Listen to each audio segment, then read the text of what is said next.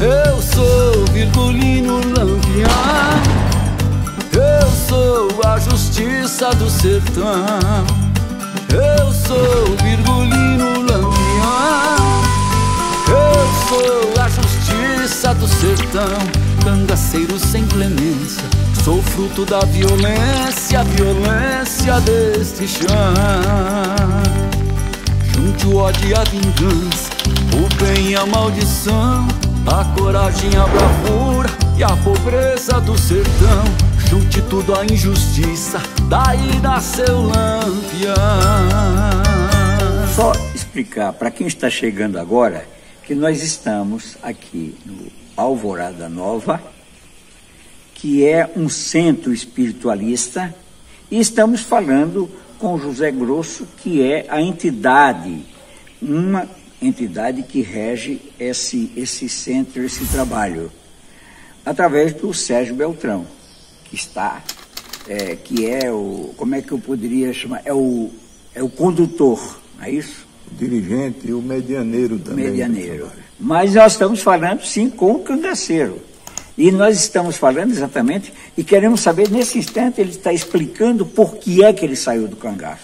Continue. Quando eu vi que estava, eu disse agora, para sair, para entrar é relativamente fácil. Lampião tinha um critério seletivo. Ele não queria nenhum cangaceiro que não tivesse serventia, que fosse para trabalhar, que não fosse obediente, que não aceitasse ordem, disciplina. É rígido. É rígido. Mas para aqueles grupo de homens que eram muito desequilibrados, era eles que colocavam uma certa ordem. E eu digo mais, observei que alguns criminosos de altíssima periculosidade, no bando de Lampião ele cometeu muito menos crimes, muito menos abuso do que se estivesse, porque Lampião botava a ordem. Ele não disse, faça, mas se dissesse que não fizesse, ele não tinha como desobedecer, era obediência. Ele fazia e mostrava como era para fazer. Aí você resolveu enfrentar essa situação? Eu enfrentei no sentido de fazer as visitas aos lugares, aos povoados e avisar. E quando quando chegavam na cidade, às vezes a cidade já estava vazia. Só um detalhe, sim, senhor. Você participava dos bailes também? Participava. Eram bonitos? Eram bons? Era bonito. Era só as cangaceiras ou vinha gente de fora? Vinha gente de fora também. E mulheres, moças, que também se apaixonavam pelos cangaceiros. Era um pouco de ilusão, né? Tinha uma fantasia de segurança e os cangaceiros contavam muita vantagem de riquezas, de histórias que elas entravam no processo. Você desculpe, mas o jornalista gosta de ir alinhavando as coisas. Sim, eu já sei disso. Já sabe, né? Por isso que eu fiz por outro e interrompo, mas continua a história. Eu quero dizer que esta é a primeira vez que eu falo de forma tão aberta após o meu desencarne como José Grosso. Eu fico muito feliz. Nem aqui, nem em lugar nenhum falei, nem para a pessoa alguma. Aliás, essa é a segunda vez que eu entrevisto uma entidade. A primeira vez foi em São Paulo. Eu entrevistei uma entidade e o programa realmente foi muito bonito. E a televisão francesa me convidou para ir levar esse programa lá.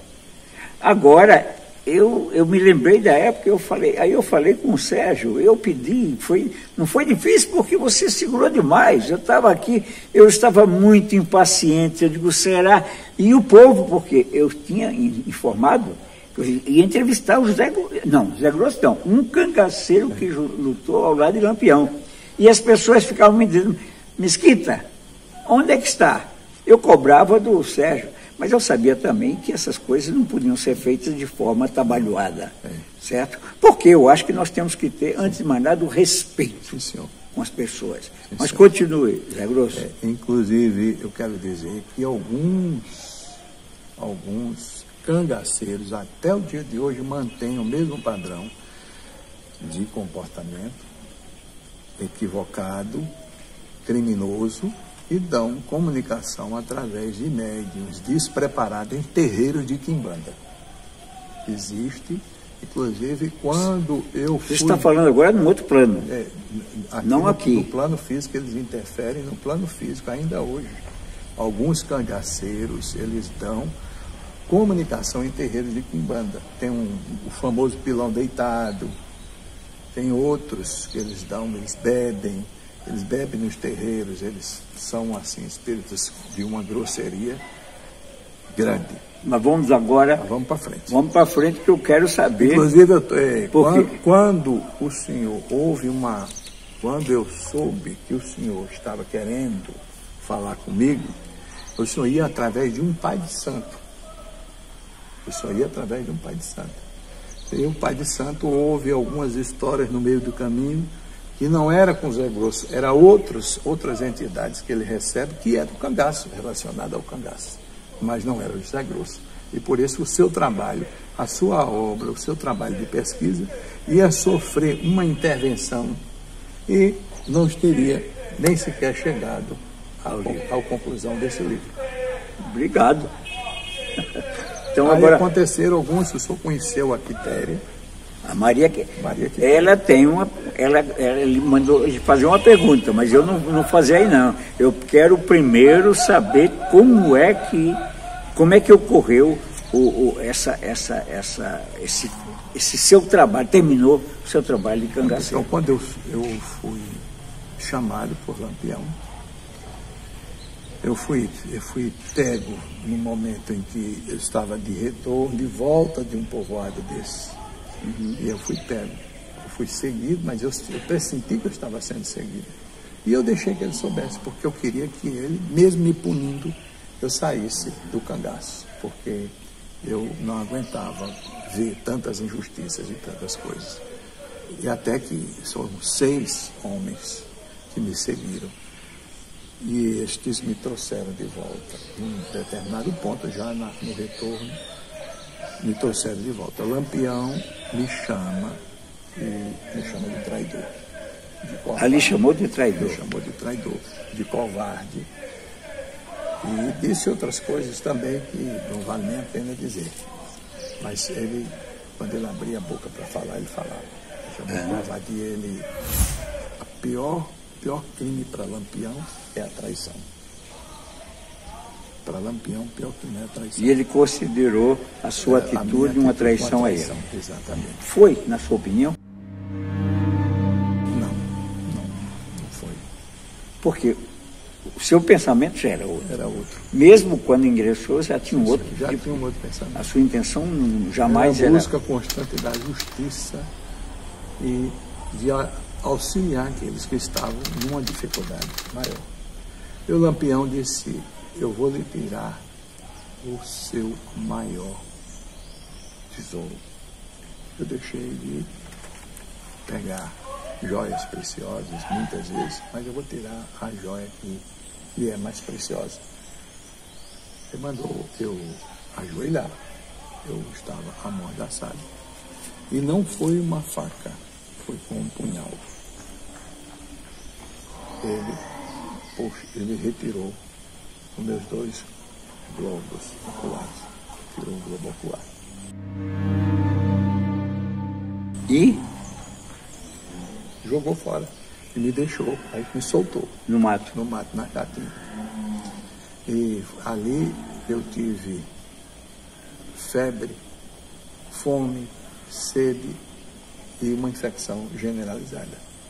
E foi a infecção generalizada que me ceifou a vida. Mas fome e sede.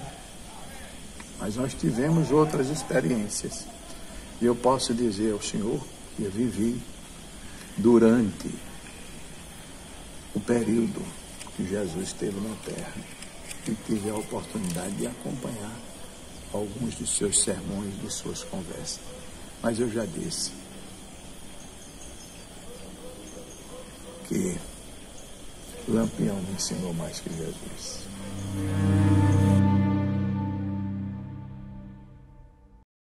Ensinou mais que Jesus? Lampião me ensinou a perdoar. Me explique. Porque Porque você o perdoou? Eu perdoei.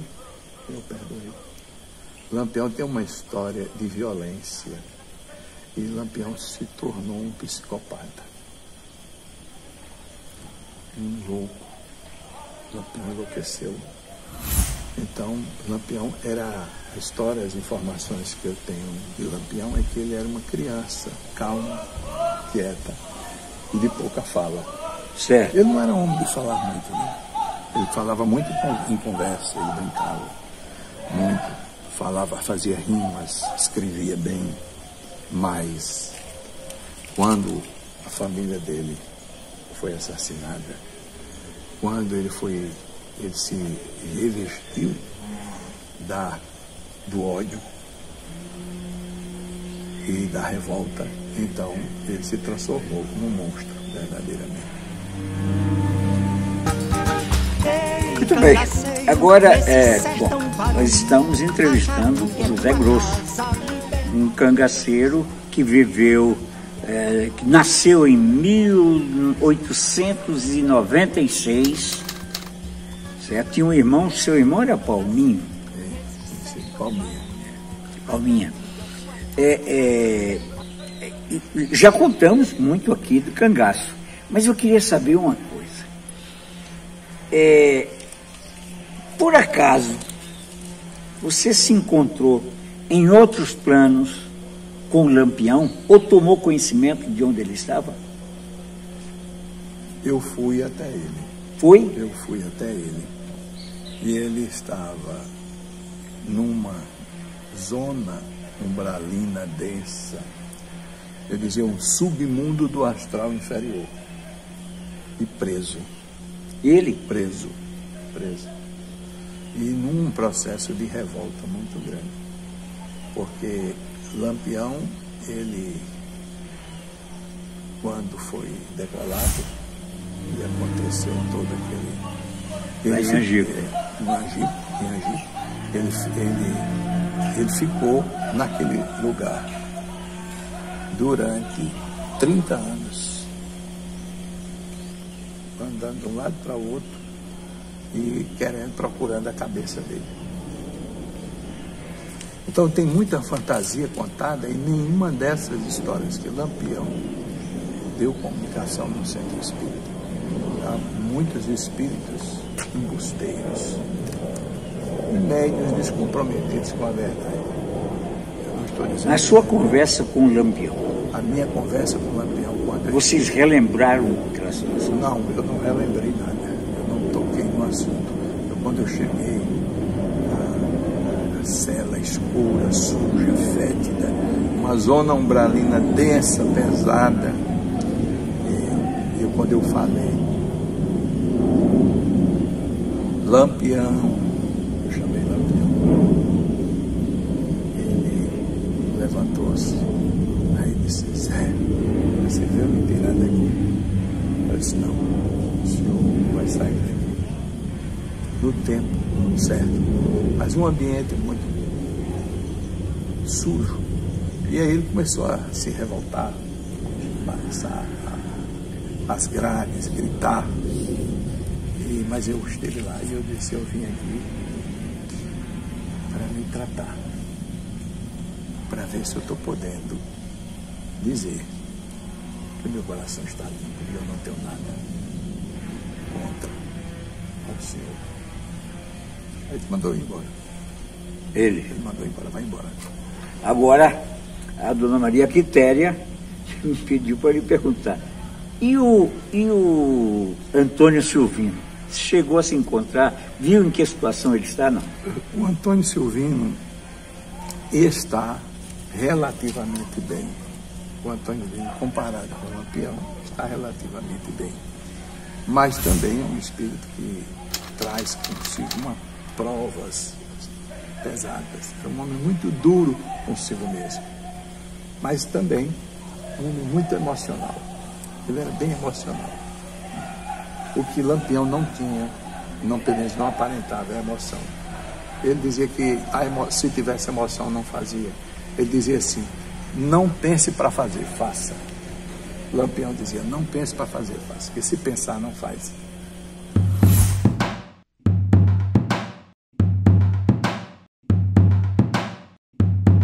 quando pensar em cortar a orelha de alguém, corte, não pense. Isso era o que ele dizia e ensinava. Já o Antônio Silvino, ele é mais emotivo. Ele tinha um vínculo maior com a questão da família. Lampião não tinha família. Ele perdeu o vínculo com a família. Ele tinha rancor, ódio, uma saudade doentia. Ele tinha tudo isso. E Antônio Silvino está relativamente bem e deve reencarnar num grupo familiar com problemas de ordem mental, como um limitador kármico para ele desenvolver a sua própria espiritualidade. Então, a família Dona Quitéria se prepare, porque virá uma criança aí daqui a alguns anos, poucos anos, talvez aí no máximo 3 anos, com sérios problemas mentais. Diga uma coisa, como é que funciona? Como é que são esses planos? As pessoas,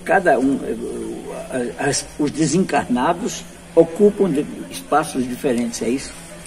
São dimensões. Certo. As dimensões.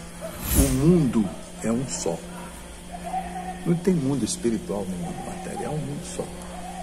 O que muda, talvez algumas pessoas e alguns espíritos se colocam no mundo espiritual para trazer uma informação didática, a nível de informação, mas são dimensões, faixas vibratórias diferentes. Então, onde o senhor está agora, a nível mental, emocional, espiritual, consciencial, é aonde o senhor vai estar, despojado do seu invólucro corporal. Nosso invólucro corporal, quando estamos na Terra, ele vibra na 3ª dimensão. Despojados desse, vibramos numa outra dimensão. É apenas uma questão vibracional.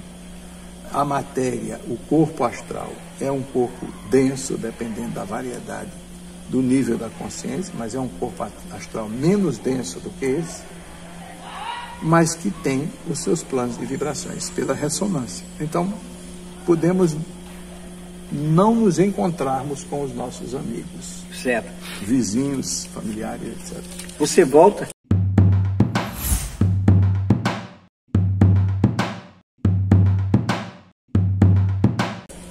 Se eu volto, eu estou voltando. Eu estou preparando a mala para voltar. Esta entrevista que eu estou lhe dando, eu já há algum tempo que eu não falo como José Grosso. Algum tempo que eu não falo como José Grosso. José Grosso. Eu não assino José, eu assino Zé. Porque eu venho trabalhando o Zé da Luz. Existe, pois é, isso que eu ia perguntar. É vibração. É vibração. O senhor... Zé da Luz, Zé Grosso. É o mesmo, é como se fosse assim, o senhor em casa e o senhor no trabalho. É o mesmo. Agindo, realizando projetos diferentes, programas diferentes, mas é a mesma pessoa. Trabalhando, às vezes, com 2 empregos. Chega num lugar, faz uma atividade, chega no outro, faz outra atividade. Então, o senhor pode ter, vai para um quartel, tem um nome que eles chamam de guerra, mas é a mesma personalidade. Esse é o seu nome de guerra, que é esse. Então, o Zé Grosso, ele vem, quando eu mantenho, vamos fechar, a conversa, nós mantemos uma conversa como Zé Grosso, uma conversa mais disciplinar, mais direta. O Zé da Luz vem trazendo uma mensagem com maior clareza, com maior fineza, de uma forma mais sutilizada. Estou falando de cangaço, estou falando com o José Grosso, certo? Contando histórias. Alguém me perguntou, me pediu, por acaso, em algum momento, você viu algum soldado da volante, Zé Rufino, por exemplo?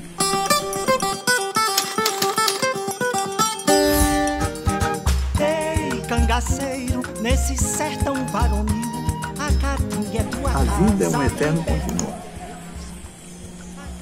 O senhor pode modificar a sua vida e mudar de pensamento e de sentimento, mas se mantiver os mesmos pensamentos, os mesmos sentimentos, vamos continuar sendo como somos. E a Maria Madalena?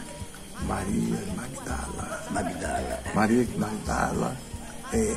E é tua casa, liberdade é teu fuzil. Liberdade é teu fuzil.